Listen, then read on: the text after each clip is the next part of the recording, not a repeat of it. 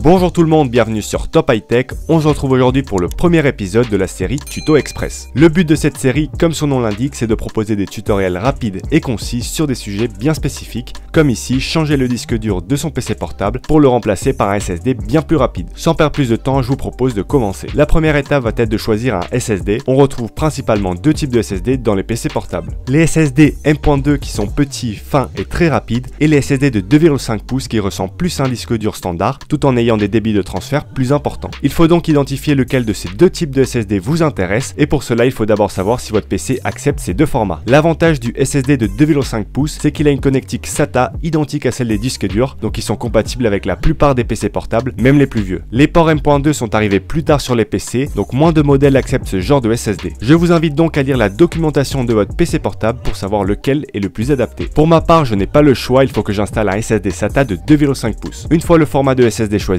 vous allez devoir opter pour une capacité de stockage. Là, ça va être à vous de prendre ce dont vous avez besoin. Pour ma part, je vais partir sur un SSD de 480 Go. En description, je vous mettrai quelques SSD à des prix intéressants. Maintenant qu'on a notre SSD, on va pouvoir passer à l'installation. Celle-ci va être différente selon les marques et les modèles de PC, mais en général, il y a quand même des ressemblances. De mon côté, j'ai un ordinateur de chez Asus, le R5DL plus exactement. Avant de commencer, je vous invite à débrancher votre ordinateur si ce n'est pas déjà fait, et par précaution, je vous conseille, si vous le pouvez, de retirer la batterie. Moi, je ne l'ai pas fait parce qu'elle ne fonctionne tout simplement plus. Une fois que c'est fait, on va retourner le PC pour commencer à le démonter. Pour ma part, il faut retirer le cache qui se situe en bas en dévissant deux vis.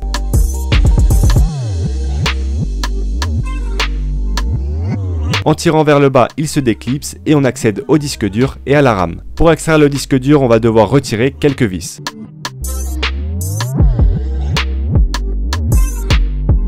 Ensuite, il nous suffit de tirer vers l'extérieur pour le débrancher. On va maintenant le sortir de son support en le dévissant.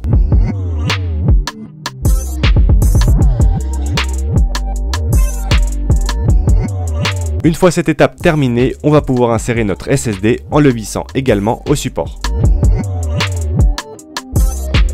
Puis on le branche au PC avant de venir revisser le support. Enfin, on réinstalle le cache sans oublier de le visser. Et voilà, on a remplacé notre disque dur par un SSD. Maintenant, il faut installer un système d'exploitation pour pouvoir utiliser le PC. Si vous ne savez pas comment vous y prendre, je vous invite à aller voir mon tuto qui parle du sujet. Je vous mets une petite fiche en haut à droite. En tout cas, j'espère que ce tuto vous aura été utile. Si c'est le cas, n'hésitez pas à laisser un petit like. Et sur ce, je vous dis à la prochaine.